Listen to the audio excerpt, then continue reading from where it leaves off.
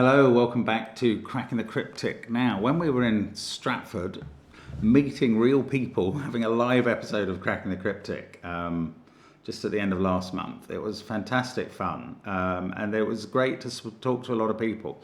A couple of people told me about their puzzle regime for the day, which often included such things as Wordle and the daily Sudokus on Cracking the Cryptic, of course.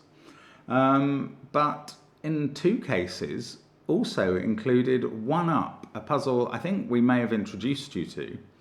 Rodolfo Kirchen has a website, we will link it below the video, and every day for the last 200 and something days, Rodolfo has been preparing a One Up puzzle. Now the rules are very simple and there's a different puzzle every day. It's not normally as big as this one. This was a special for number 200 and Rodolfo has sent it to us and I'm going to have a go on the channel in a moment at this puzzle.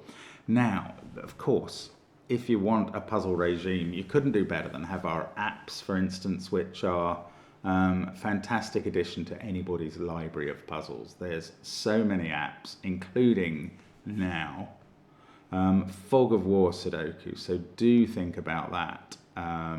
Links under the video take you to the main CTC app in everything but Steam, and then you can find the Fog of War app there and download it. There are also some free packs of Sudokus and they are great fun, but I think almost all the fog is in the Fog of War app.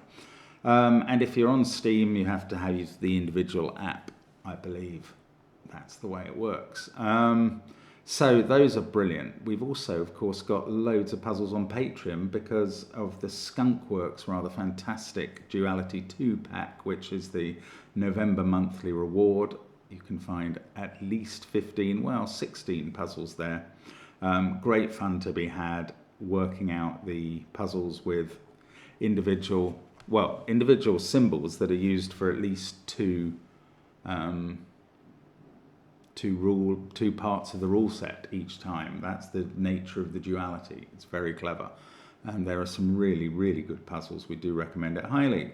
Patreon is the place to go for all our extra content that's not on the main channel. We've also, of course, got our merchandise. We've got SVEN'S SUDOKU PAD, and they're on links under the video as well. As I say, I'll be putting the link to Rodolfo's One Up site, and you could add his puzzles to your daily regime if you wanted.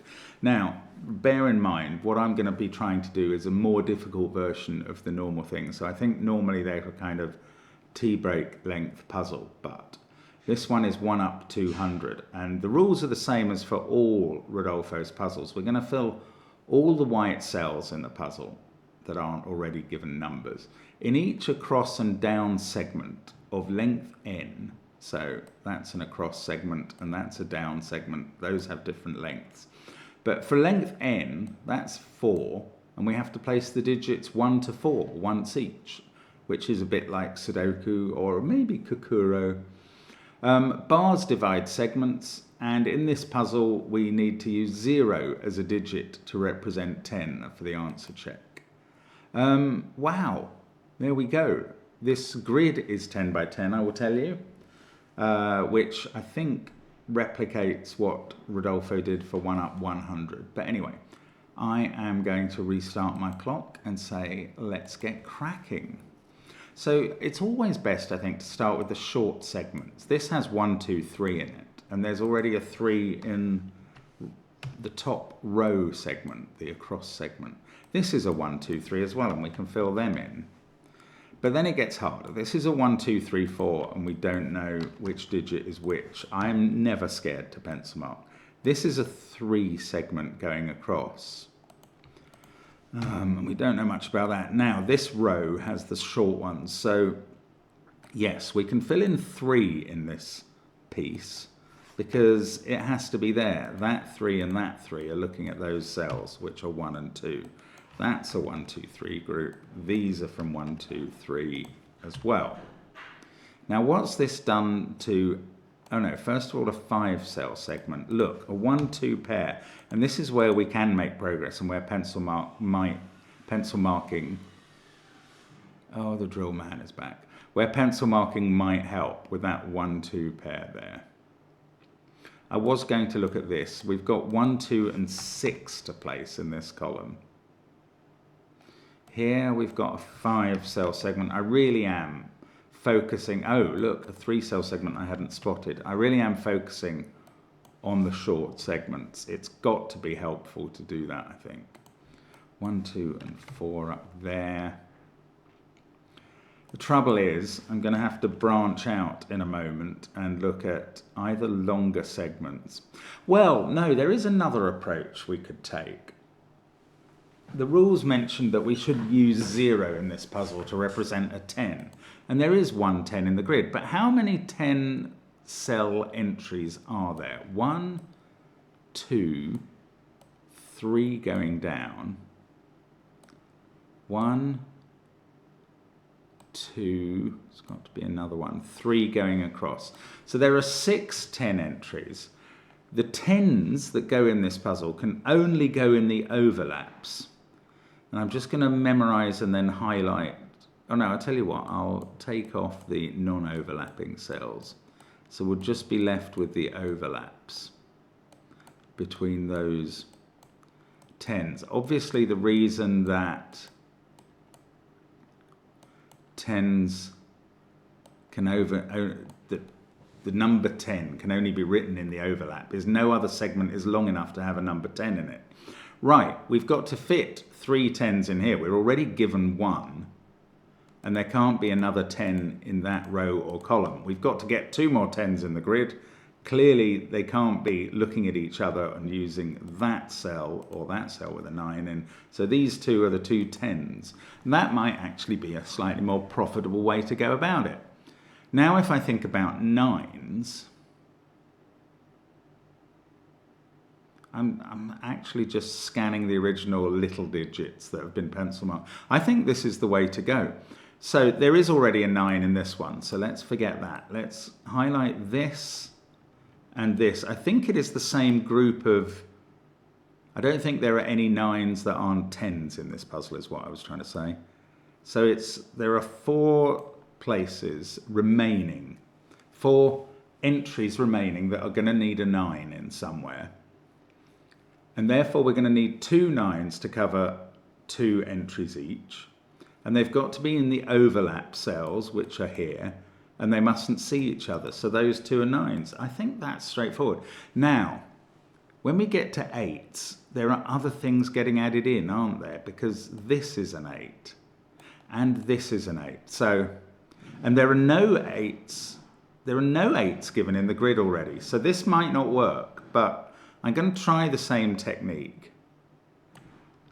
I'll tell you what I'll do. I'm going to use lines. I think maybe that's... I'm sorry about the drilling. It really wasn't likely when I started the video that there would be any, but here we go. Anyway, I'm going to use lines to highlight entries in which an 8 needs to appear. And then the lines will automatically provide... There are more of them to do. This is why I'm doing this. I was kind of already beginning to lose track of the overlap positions when we were looking at 9s and 10s, and 8s have got even more entries. Right, there are 4 across and 4 down. So there are 4 overlap points where 8 needs to sit in this grid. And now the overlaps are, let's highlight the empty overlaps.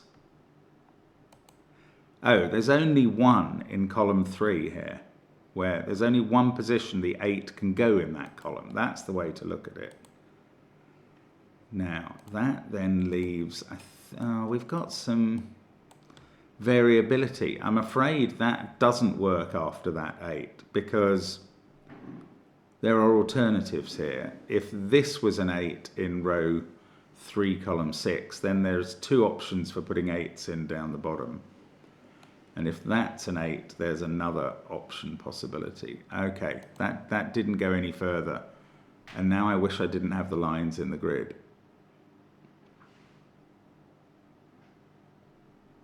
I'll tell you what I'm going to do. I'm going to colour the cells that remain that can have 8 in, and then take out the lines. That is what I'm doing.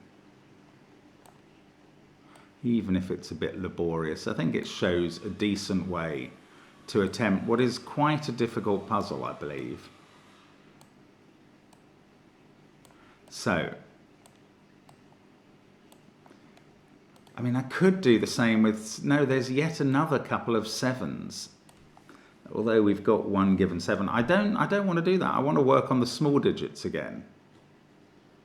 So, we've got a 1, 2 pair. I've got to find a triple or something, or a quadruple maybe. It's tricky, actually. I didn't expect to run into this level of difficulty. Oh, that's a... Right, where's the 1 in this 5 entry? Length 5. We've got 1s there, there, and there. So that's the 1. That's more like it. Right. This is not a 2.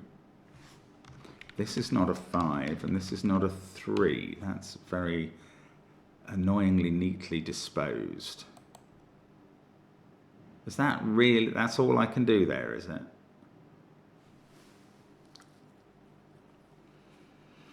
Right. Okay, let's look at that row which had the 1, 2 pair in it. The other digits are 4. Oh, this digit. Right, this digit is the place to go. We've got the 1, 2, and 3 in this 8-cell row, but that only has 1, 2, 3, and 4 in the column. Oh, these 2 4s, I haven't really looked at them. Okay, that's going to probably be helpful now. Yes, I like that 1, 2, 3. Here we've got 1, 2, 3, and 4 only.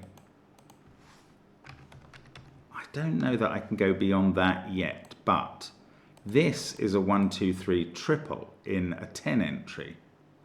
We've already had 10, 9, 7, 1, 2, 3. Everything else is 4, 5, 6, 8. And I'm now just going to pencil mark that. In this row, I was left with 7, 8, 7, and 5. Yeah, it doesn't help when you miss entries that matter, that are short. So, is there something going on here that is useful to me? That can't be an 8, and that can't be an 8, because they're in 6 entries. So one of these is an 8. Oh, I was highlighting the yellow cells. Now that shouldn't have been yellow, because we've got the 8 in that row. I don't know how I mistakenly highlighted that. So I knew one of those two was going to be an 8. I had forgotten, but I did theoretically know it. It's not easy, this. Maybe it's about the fact that we need to get a 6 into somewhere like here, which has to be there or there. Ah, look, that... No, I was going to call that an X-wing on 6s, but it's not because of that cell. Okay, I don't really know what we're meant to be doing at this point. Oh no, look, 7 in this row. That's very surprising.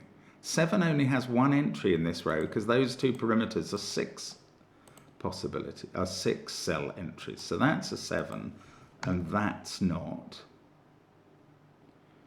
Now, a quick look up here. Does that reveal anything? No. This can't be 1, 2, 3, or 7.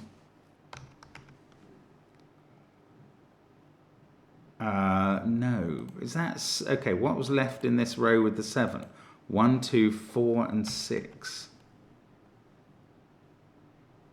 Okay, I am going to bother to check out cells where 7 can go. So we need 1 7 in row 3. Now, we do need 1 in row 5. We've got them in row 6 and 7, and then we need 1 down here. Look at that. That reveals to me that in both columns 3 and 8, there is only 1 position for 7, and that is very unexpected. Now, I'm going to put those in as 7s, and then go back to this same exercise again. 3 positions, oh no, no, no. 7s can't be in the corners because those are 6 entries. So that's the only possible 7 in column 5. And is that all the 7s I need now? Are there any other entries crying out for a 7? That's all of them. They're all done. Now that's going to fix the 8s for me. This is the yellow cells, remember. This is the only place for 8 now in row 3. And that fixes 8 in row 7. And that fixes 8 there in row 10. Let's get rid of the yellow. Done its job. This has become a 5 by elimination. And I can take 5 out of a couple of cells. I'm left with this 1-2 pair. The only place for 6 in column 9 is now there. Oh, I mean, this is tough stuff, Rodolfo. This isn't easy. It's very clever. 10, 9, 8, 7, 1, 2, 3, 4, 5, and 6 remaining in row 3. 1, 5, 7, 2, 3, 4, and 6. Well, that one can't be 3. I mean, it's a lot of pencil marking. And maybe that's not the neat way to go about it, but there's now got to be a 6 in one of those cells. 10, 9, 8, 7, 6. No, I don't know that that helps. This is 2, 4, or... Oh, look. It's 4 in this column. Maybe there isn't a linear path through this, but if there is, that's extraordinary that we jump from 8s and 7s and 6s to a 4. But there is only one place for 4, and it goes there. Maybe 4s are great now. How are we doing on 4s? We need 4s not quite in every row and column, etc. Right, one of those two is a 4, and one of those two is a 4, and that's an X-wing that takes 4s out of all of these cells, because it uses up the 4s in columns 1 and 10, in which places there can only be 1. Now there's only one place to put 4 in this row. And that has given us a 2-3 pair. Now that's the sort of Sudoku I can work with more easily. We get a 1 there and a 3. This is 1, 2, or 5 in the column. I've got a 2-3 pair here. That's good. So 6, 4. Those aren't 6s now, but this needs a 6 in it. There it is. Now this can't have a 6. That's lovely. Yeah. So now this row needs a 6, and that goes here. And that's not a 6. This row needs a 6 in one of those. Oh, the top row, that's an X-wing left on 6s. Bother. But I think we're still making good progress. I think I'm certainly not despairing at this point. Things have gone quite well, in fact. We've got 4 X-wings in the perimeter columns. We've got 6 X-wings in the perimeter rows. How are 5s doing? We've only got 3 in the grid. Okay, this needs a 5 in the perimeter. This needs a 5 somewhere. I mean, it's tricky because the bottom and top entries have lots of places for 5. That needs a 5, that needs a 5. 5s are done in the middle rows, and there aren't any more to go. Then we're going to have 1 in the bottom row and 1 in the top row. I mean, that's quite a lot of places where 5s can go. Oh, hang on. Look, I've got a 4 here. So now I've got a 1-2 pair in this column. And therefore, everything else is 5 and 6 in some order. 10, 9, 8, 7... Well, I mean, uniqueness would tell me something quite useful. I'm not allowed to use that, and I won't do it. So, I'm still a bit stuck. We've got a 4 in one of those two and a 4 in one of those two. That's how we got really going, was that X-wing on 4s in the perimeter. And there's definitely a 4 there. Now, that's interesting. There's definitely a 4 there. So we've got those 2 X-wings on 4s. That may be all the remaining 4s there are to do. I think it is. Oh, that is not that interesting then, because it doesn't resolve anything automatically. Wow, I'm really missing something here. Sorry if you've spotted it. There must be a way forward, because the puzzle has a unique solution. So 10, 9, 8, 7. Well, I might as well mark the candidates, even though there's quite a lot of them. 10, 9, 8, 7, 1, 3, 4, 2, 5 or 6. That's got all the cells marked with their candidates, as though that was a goal in itself, which it really isn't. Okay, it's not about 4s and 6s, because they're definitely going to unwind. So how are we doing on 5s again? Very poorly.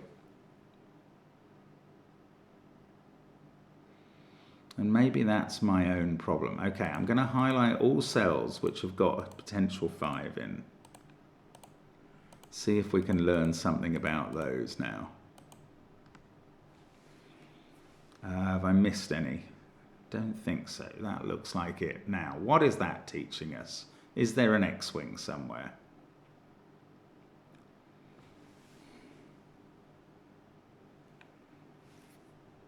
I don't know. I find that very difficult. I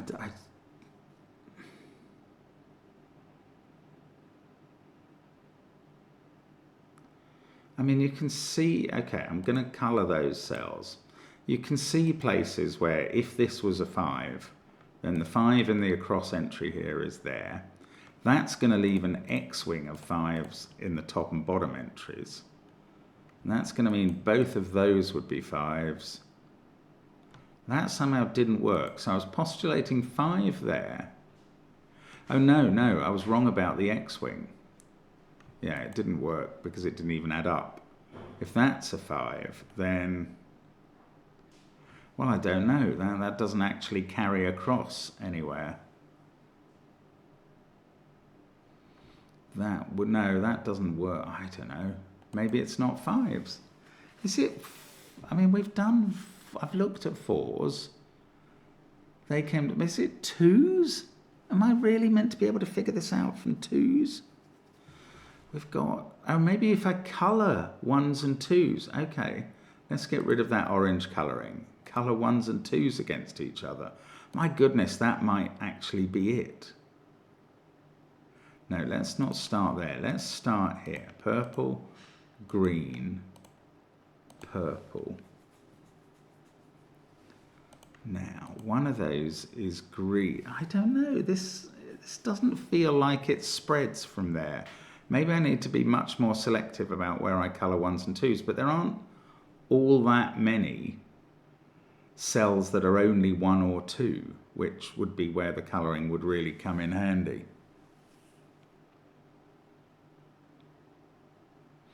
No, maybe I've started in the wrong point. Maybe there is somewhere to colour 1s and 2s.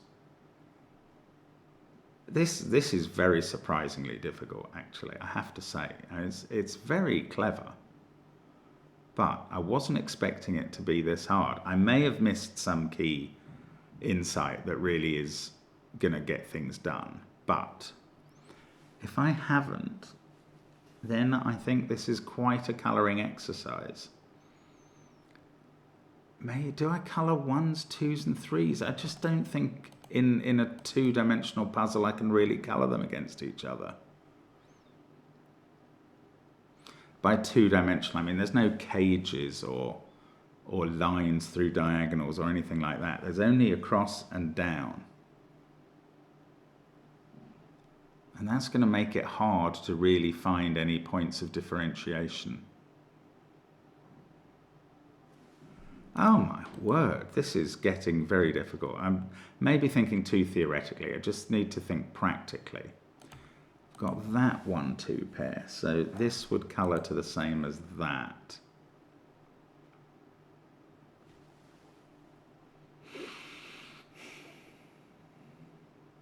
Okay, I'm going to try that. Green, purple, green.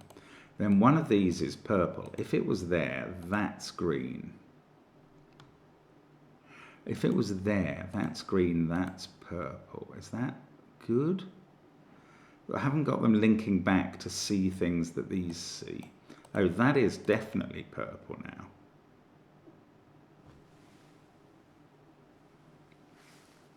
So, yeah, if that was purple, that's green. And then this is 3. So either this is, okay, one of those is 1 or 2, forming a pair with one of those. So either this is 3 or that is 4. Maybe that's the sort of way we have to look at this. If this was 4, that's a 1-5 pair and that's a 1-2 pair. That's using up all the 1s in the columns. If this was 4.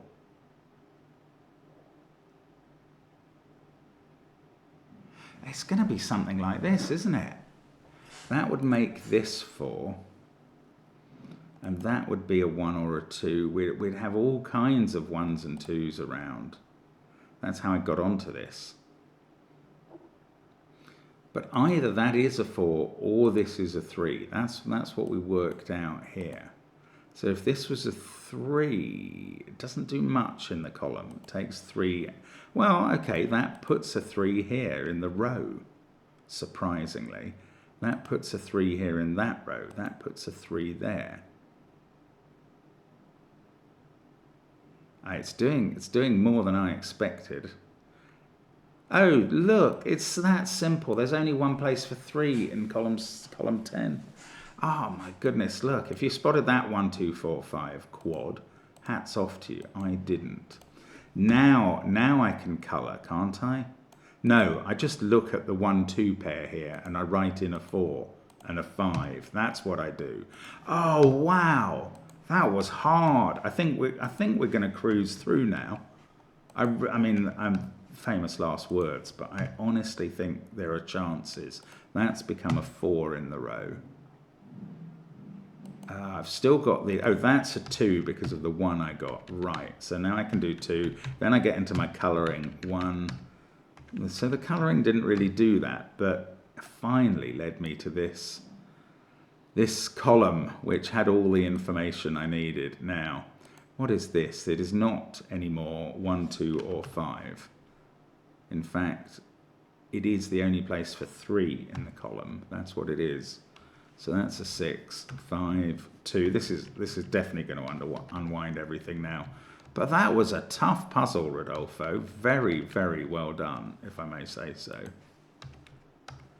And I do want to re-emphasize that apparently the challenge is not normally this hard every day. But obviously it can be. And it does make it a puzzle with some really striking depth, doesn't it? Sorry, let me just get rid of the colouring because that didn't really do the job, but led me to the place where I needed to be looking. That's a 2 and that's a 5, and there we go. Oh, I don't know if it likes the solution.